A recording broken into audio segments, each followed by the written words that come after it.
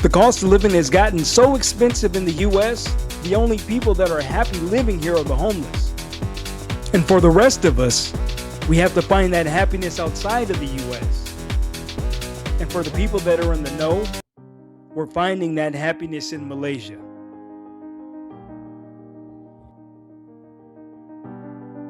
These are the top 5 reasons people are moving from the West to Malaysia.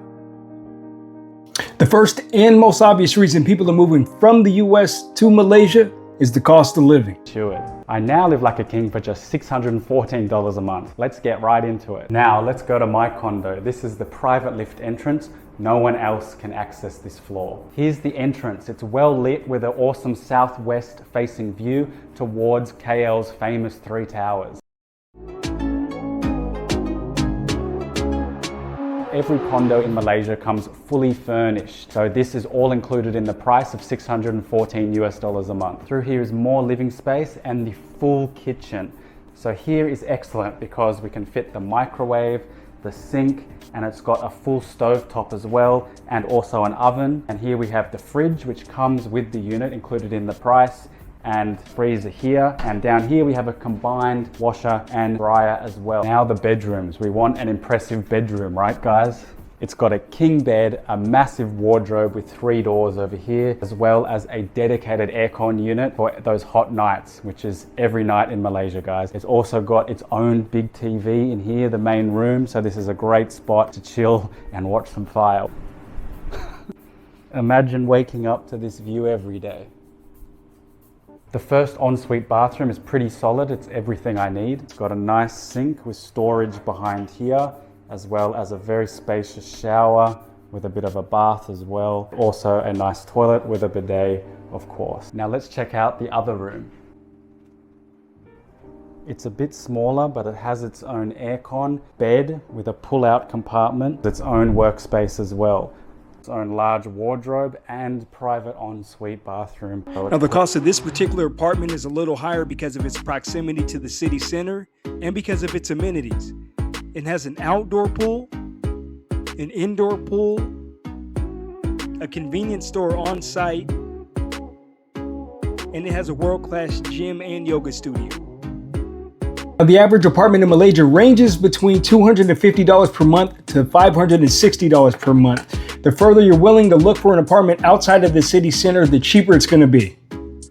Whenever you travel outside of the US, the last thing you want to have to do is huddle up in a mud hut with strangers holding an antenna and praying for a Wi-Fi signal. Trust me, I've been there. That's why the second reason to move to Malaysia is the modern infrastructure. Major cities like Kuala Lumpur offer modern highways, reliable internet, outstanding public transportation, high-quality healthcare facilities, and world-class shopping malls. Is that a traditional Malay dance? This one, 10 out of 10 for sure. I think this is better than like TRX. This is an Olympic size pool. I don't think we've ever seen anything like this. Wow. I don't know if we told you guys this, but I think this place is like one of the craziest malls we've ever been to. very. This mall is gorgeous. So currently we're on the first floor, but we see 2 more floors right below us. So technically, even though it only goes up to number 2, the west side is 4 floors, and then the east side is 6 floors. So on the LG floor, it looks like they have a bunch of food spots in one section. Chicken and rice shop, Cornery, Fuel Shack, McDonald's, KFC. Man, they have all the American like fast food here, huh? Ooh, look at this spot. Whoa, look what we found. It's like they're all seasoned ice skaters. Wow, look at all these people. Whoa, it's a huge bowling alley. Guys, they have 38 lanes. A lot of arcade games. So outside looks like a lot of kiddie games. This is District 21, guys. Theme park inside of a mall. Malaysia's infrastructure has been experiencing explosive growth with an average annual increase of 6.5% per year, with most of the growth being focused in the digital, energy, and transportation sectors. The third reason people are moving from the West to Malaysia is the excellent healthcare facilities. You already get that premium vibe. I walked from TRX station. It is right near the center of the city. Look at the entrance. It just feels world class before you even walk in the door. Wow. Amazing hospital. I was greeted by the Premier Service staff and I was taken through the process to be able to see the doctor at my agreed time with no waiting. Premier Lounge. It's like an airport lounge, business class, first class. Well, look at this. So this is the Premier Lounge. You've got your own private room. So if you come here, international patient, and you're coming for one of these operations, you've got this whole modern facility here. I've never seen this in a hospital before. This is absolutely fantastic. The consultation with the doctor was amazing. Nothing spared. We sat down. I got to ask all the questions I had about tonsillectomy and why I was having the issues I was. What impressed me most was the efficiency. So my number one question was, Doctor, sir, when can I get in for the operation? What he did was he called the operating table while we were in the consultation. He said he could fit me in on Saturday in 2 days' time. I didn't take that option, but I said from Monday next week, I can do any time. So we did Tuesday, 3 p.m. That is the time and date of the operation. So only 4 or 5 days away, which is absolutely astounding. Let's talk quickly. And I know firsthand how important it is to have excellent medical facilities in the country you're visiting outside of the West. I came down with a severe infection in Ghana, had to be hospitalized for 30 hours on an antibiotic IV, received excellent care, and was only charged $200 for an overnight stay. If I was in the US, that bill would have been so expensive, I would have had to sell the hospital one of my kidneys. The fourth reason people are moving from the West to Malaysia is that English is widely spoken throughout the country. Good day, everyone, from here in Kuala Lumpur, Malaysia. I want to know today, do foreigners think Malaysians speak good English? And I also want to know if they can differentiate a local Malaysian person from a migrant from another country. Seems like there's a lot of Indonesians here. Yeah, it's many. very difficult to differentiate between them. Yeah. Thailand, I think they speak the best English in this part of Asia. English is quite not so good. I actually haven't had trouble communicating with almost anyone. I actually did really well. I noticed that some of the Malaysian people can actually speak really fluent English.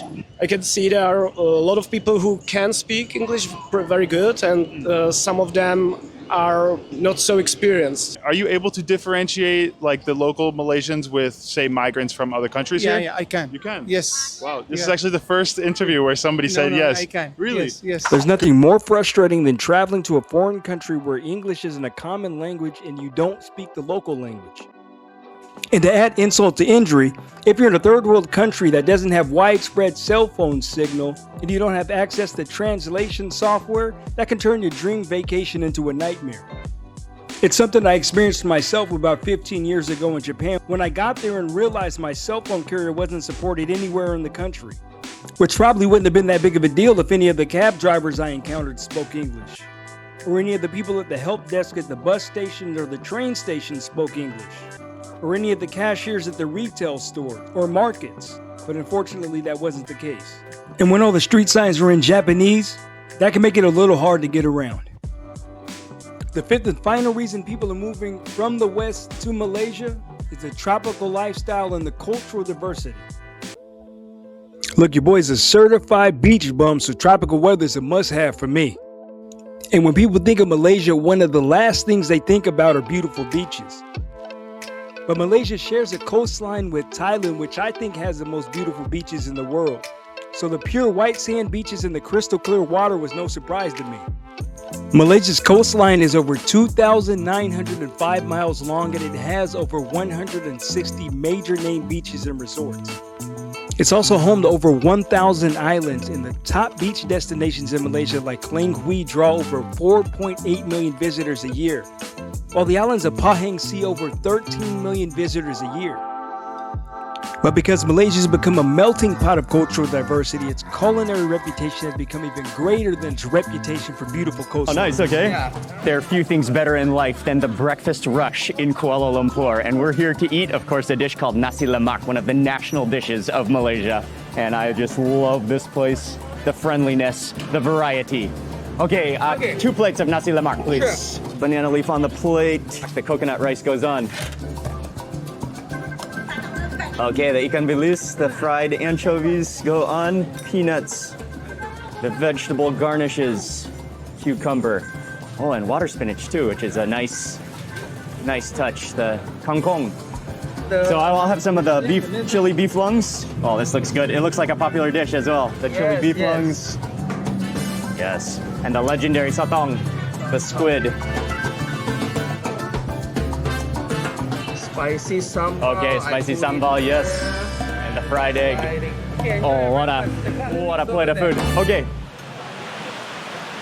The nasi lemak.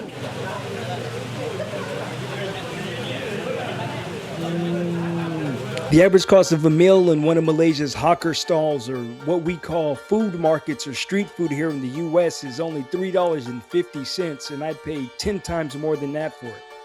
Unlike other countries in Southeast Asia, Malaysia has a large immigrant population that brought their unique cultural dishes and extended the options for a good meal far beyond the local Malaysian cuisine. Out of the many reasons to pack up and leave for Malaysia that we explored today, great food at clearance rack prices is at the top of my list.